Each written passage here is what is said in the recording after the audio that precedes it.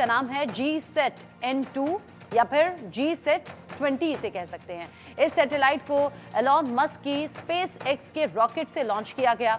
इस सैटेलाइट का इस्तेमाल भारत में हवाई जहाजों में इंटरनेट सेवा देने के लिए और भारत के रिमोट एरिया में इंटरनेट सर्विस को पहुंचाने के लिए देने के लिए किया जाएगा। अभी तक भारत में फ्लाइट में इंटरनेट चलाने की अनुमति नहीं थी, लेकिन अब सरकार ने नियम बदल दिए हैं। अब हवाई जहाज अब 3000 मीटर की ऊंचाई पर जब पहुंच जाएगा तब यात्री अपने फोन पर इंटरनेट चला सकेंगे।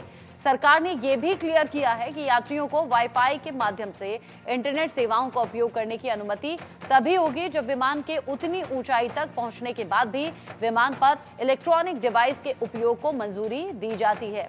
यानी ये बड़ा चेंज रहेगा। अभी तक आप फ्लाइट में सफर करते थे तो आपसे कहा जाता था कि अपने फोन को, मोबाइल फोन को एयरप्लेन मोड पर डाल दें, और ऐसे में अब ये कुछ चेंजेस आ जाएंगे। रिमोट एरिया में आपको इंटरनेट की सुविधा मिलेगी, आप फ्लाइट में इंटरनेट का इस्तेमाल कर सकेंगे। हालांकि इस पर अभी पूरी तरह से शोध चल रहा है। GSAT-N2 सैटेलाइट लॉन्च की गई है। बड़े यूजर बेस के सपोर्ट के लिए इसे डिजाइन किया गया है और अब जो इसके मिशन की लाइफ है 14 साल है। अब ऐसे में ये सैटेलाइट लॉन्च करना बड़ी सफलता भी दिखा रहा है, बता रहा है।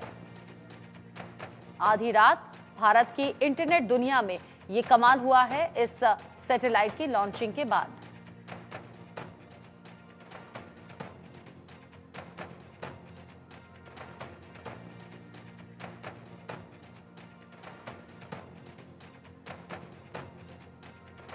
इसरो ने सफलतापूर्वक ये सैटेलाइट लॉन्च की है। इसरो ने सैटेलाइट को लॉन्च किया। सैटेलाइट का नाम जैसे मैंने कहा GSAT-N2 या फिर GSAT-20 इसे कह सकते हैं। इस सैटेलाइट को एलन मस्क की SpaceX के रॉकेट के साथ लॉन्च किया गया और इस सैटेलाइट का इस्तेमाल जो है वो भारत में हवाई जहाजों में इंटरनेट सेवा देने के लिए और भारत के जो रिमोट एरिया हैं वहां पर इंटरनेट सेवा देने के लिए इसका इस्तेमाल होगा।